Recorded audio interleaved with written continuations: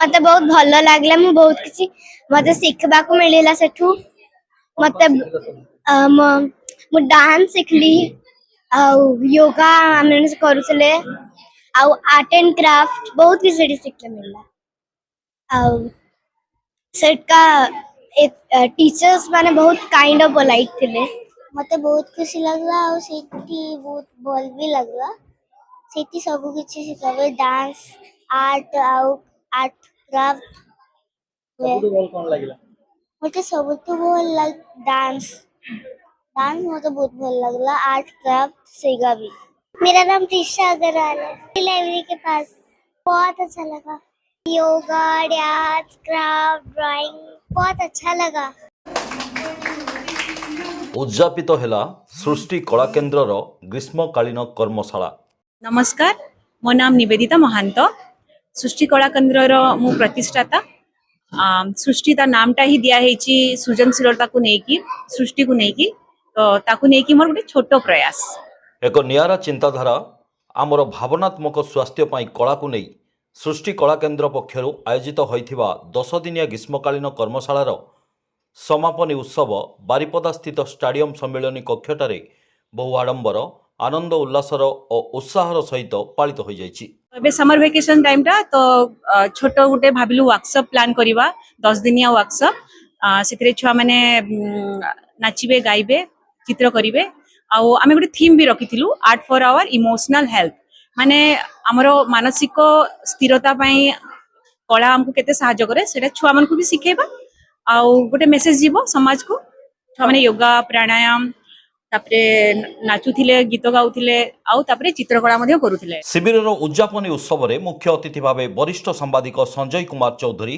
जगदे निजर प्रेरणादायक कथा कही और मूल्यवान परामर्श दे उपस्थित शिशु माननकु उत्साहित करथिला बेले विशिष्ट अतिथि भाव वरिष्ठ चित्रशिल्पी चारुचंद्र दास बालुका शिल्पी दशरथ महांत शिल्पी शुभस्मिता होता युव सांबादिक संजीव कुमार रंजित समाजसेवी अनिमा मिश्र और शिल्पी निवेदन महांत उपस्थित रही निज निजर अनुभव और ज्ञान शिशु माननक सहित अंशीदार करथिले। देखंतु मु एमती कहबी जे आकाश रे केते तारा गणी हुएनी से पिला मानक भितरे केते प्रकार टैलेंट बा सृजनशीलता अछि ताको मापिबा मुश्किल।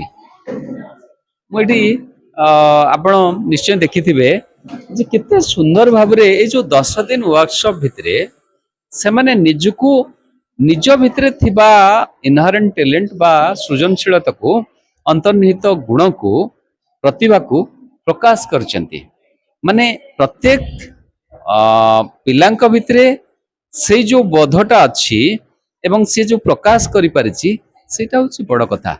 आमे पिलांकु टिके सुजोग देले से माने निश्चित बहुत भलो करिवे सेमती प्लेटफॉर्म रो आवश्यकता अछि।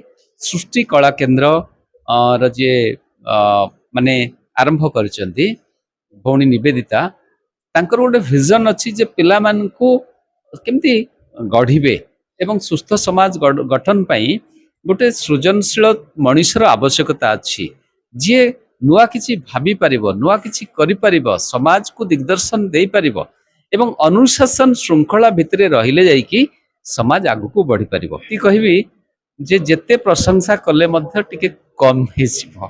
निश्चित भाव सर्वप्रथम धन्यवाद देवा पई चाहिबी तांगा फाउंडर निवेदिता महंतंकु जे कि छोट बळू ए जो जिनसटा को बढ़ाई बहुत एबे बहुत गुड़ा पिला आसिक भी पार्टिसिपेट कर सबुठ भल लगे जे छोट पिला मानक नहीं गोटे सृजनात्मक भावधारा सृष्टि कर जो भावना पिला गोटे समाज केन्द्रिक चिंताधारा बांधुची एवं परिवेश प्रति भल पाइबा तत्सहित गोटे श्रृंखलागत जिनस को लेकिन पिला माने केमती आगु को बढ़िबे एवं विशेषकर मनर शांति को केमती से माने बजाय रखिबे जोटा कि निहाती दरकार आजिका दिन में ताकू नहीं जो कनसेप्ट से करिकी करचंती निश्चित भाव भल लगिला एवं आगामी दिन रे एमती अनेक जोड़ी होंतु एवं कला केवल गोटे चित्र नुहे बा ये नुहे कला द्वारा मनुष्यर मानसिकता निश्चित भाव बहुत शांतिपूर्ण भाव आगू बढ़े। खाली सेतिकी नुहे कर्मशाला माध्यम शिशु माने सुस्थ खाद्यर गुरुत्व पोषण भावनात्मक स्वास्थ्य और प्रकृतिर जत्न विषय में ज्ञान अर्जन करथिले। मो नाम प्रीति साधना महांती गवर्नमेंट वुमेन्स कॉलेज रे ग्रेजुएशन करूची सो एगुडा होछ मोर आर्ट वर्क्स एटा एटा होची बुद्धंग पेंटिंग जोटा कि एक्रिलिक वर्क रे हेची और एटा होची पिचवाई आर्ट। अब पिचवाई आर्ट हमर मोस्टली राजस्थान रे हुए। एठी मेनली कृष्णा जी के श्रीनाथ जी तांकर ड्राइंग सब हुए, लोटस एलिमेंट सब रखा जाए। एटा बहुत ही पॉपुलर आर्ट वर्क। अब एठी काउ और कृष्णा ठाकुर को बहुत इंपोर्टेंस दिया जाए। देन आसिला एटा जो वारली आर्ट जो कि ट्राइबल आर्ट भी कहू। एटा बहुत ही फेमस अपन देखी थिबे गां रे हे थाई सब। अब एटा होची या विषय में कौन कहबी। एटा जो पट्टचित्र आम ओडिशार कला बहुत प्रसिद्ध कला। और एटा मैं बहुत ही मो मन भीतर बहुत खुशी रे बनेछि। सो एटा एतिकी और आशा करछि जेते जन देखुचंती से माने कला को सम्मान करंतु और आगु भी बढ़ांतु। धन्यवाद। मयूरभंजरू संजीव कुमार रंजित का रिपोर्ट, स्पॉटलाइट इंडिया।